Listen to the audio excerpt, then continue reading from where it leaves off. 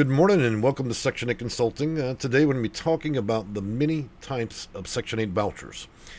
In fact, there's around 138, and today we're going to probably approach 8, maybe 16 of them. Now, as a few introductions, I am the owner of Section8Consulting.com. I'm widely known around the country as one of the best consultants out there. I don't think there are any close seconds to me. Moving down on our website, you'll see that we've had 21 years experience, 15,000 clients, around 800 landlords served, around 8,000 vouchers, probably closer to 12 by now, and a success rate of around 87 to 91%, okay? So that means there's a loss ratio of around 10, maybe 13%.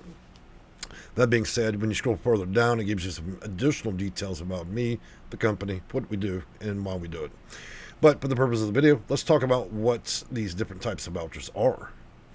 So, I'm going to bring this up real quick. Now, out of respect for those that have seeing, hearing, memory loss, and those have ADDH or learning disabilities, I have put this in a larger print, and clearly you can hear me or you can read along with me. Now, most of you think there are only one type of voucher, and that is a mainstream voucher, or what most of you call a Section 8 voucher, and that is a assisted non-elderly person with disabilities. Aside from serving a special population, mainstream vouchers are administered using the same rules as any other ordinary housing voucher. That's your first indication that maybe the reality is there is more than one voucher out there. Next up, the more infamous is going to be the project-based voucher, which is when the housing authority gives you a voucher and then they also own a property which you can be rent. So they're your landlord and they're also the person issuing a voucher. There are three reasons that's probably a bad idea. One, would you really want a voucher from the same people that are going to be renting to you? Because if things go bad between you, the relationship, it goes bad for you. And also, I think we all know that project-based housing has a higher propensity for those that are drug dealers, alcohol, drugs, prostitution, and so on. And that's because some of the more hardcore cases, housing authorities tend to put in their own properties rather than giving those people, those specific types of people, the choice of a voucher where they can live. Okay? It's more contentious than you might imagine, all right? Now, most of you don't know what Section 42 is. Section 42 is actually many different things that you all know. However, because of news and media, we've given it many names. So let's talk about the many different faces of Section 42. Housing known as low-income housing. It's also known as affordable housing. It's known as subsidized housing. It's known as tenant-based housing. It's also known from a landlord's perspective as low-income tax credit property, or LIHTC. Section 42 is a section of Internal Revenue Service Tax Code. It provides low-income housing tax credit for investments in certain low-income housing buildings. Basically allows the property owners, and I'm not going to read too far into that, but what it allows you as a renter to do is you don't necessarily need a voucher. You go to a tax credit property, and then they're able to take your application, and sufficiently you're either over or under, you're either elderly or not, and you have a low income, and then they would be able to subsidize a certain number of units. So you have a complex of 100 units. The landlord would go, okay, everybody with a job can stay in 70 of those units, and the other 30 units or that are here, they would allocate towards people that are extreme low income. You don't need a voucher in order to use a subsidy property. That is Section 42, my friends. Now, the most infamous of all, the ghost of all vouchers, is going to be the Section 811 voucher. I think a lot of people have been on the hunt for this. It's a very rare beast, but it's not.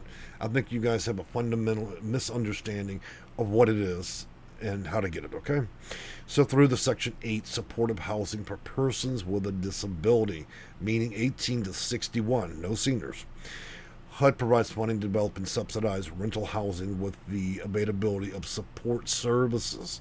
Same as Section 42, but you have a disability and you're offered support services.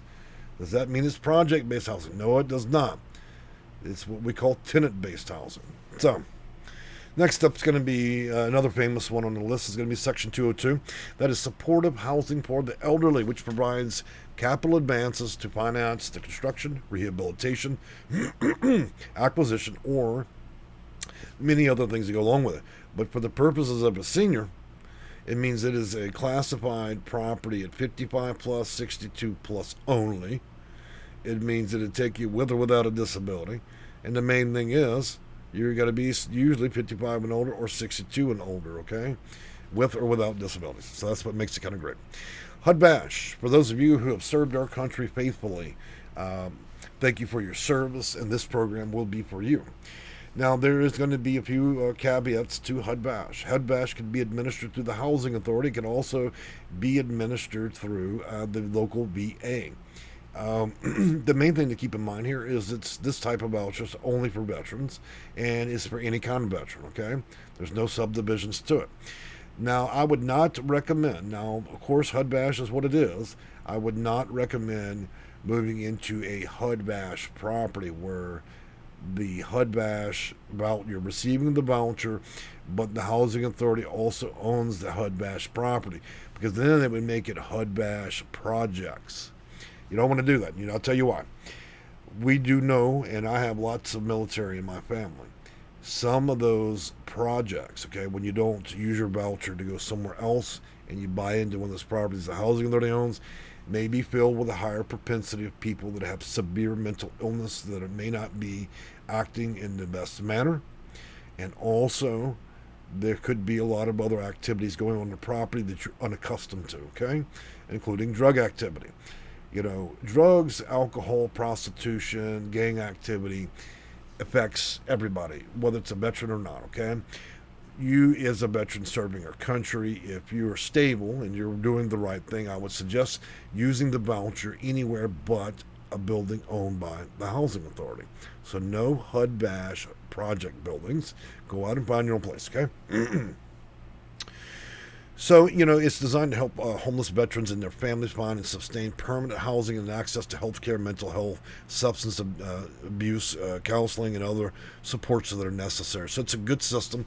And also, it has a higher payout ratio. It can go up to 125% of rents, which means you have more latitude in where you can rent than the ordinary voucher holder.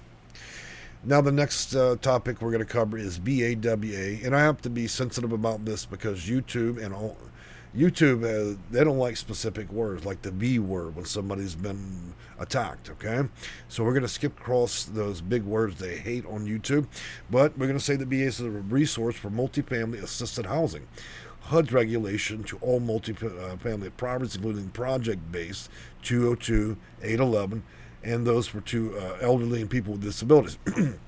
Main thing you want to know about BAWA is an extension of law that allows persons that have experienced domestic issues, bad ones, mental, physical, and so on. Also, you may have been brought across the border and stuff like that. So I just cannot use those words in this video because of YouTube, but I think you understand where I'm coming from. If you're suffering from those issues, then BAWA and its entitlement and law would help you with housing that would be separate that of standard properties, or you can rent individually. For those of you, and again, another sensitive topic with YouTube, you've got to love YouTube. They won't allow you to come out and just say what you need to say. But HOPA, better known as the Why and Right program. Now, these things are not the same thing, but they deal with people with AIDS or HIV. And that's the last time I'll be able to say that in this video without alerting YouTube. And so if you have problems there is housing opportunities for you along with vouchers that are very specific to that, okay? So it's a federal program dedicated to housing needs of people living with you-know-what and under the program goals. And so they have a lot of nonprofits as well, Housing Authority, to help you kind of coalesce yourself into that program, get a voucher specifically for that. Continuum of Care is one that I widely spoke about that is very little known. The Continuum of Care is under the Housing First program. The Continuum of Care is better known as COC. The program is designed to promote community-wide commitment and blah, blah, blah. However, what it does is it addresses people that may have been living normally, went through a pandemic or losing everything, being evicted. Now they're imminently homeless, or maybe they're already homeless, or you're close to becoming homeless. So under that program, it would allow 3 different types of vouchers. The emergency housing voucher, better known as EHV, permanent supportive housing, better known as PSH, and the last one, and the most worthless one in my opinion, is the RRH, which is rapid rehousing. Let's discuss each real quick. So the emergency housing program, now that's starting to come out as a closure at this point. Out of 70,000, 61,000 have been issued. There are only 9,000 left, and you would want to start applying for that immediately, okay? Next up is going to be permanent supportive housing, and as it suggests, it is that. It allows you independence as a voucher to use wherever you wish with wraparound resources, meals and wheels, and whatever else you need, and they give you the offer of physical, mental health care, and so on, just like you have with HUD-VASH, except you have a choice. You do not have to let people come and help you do anything.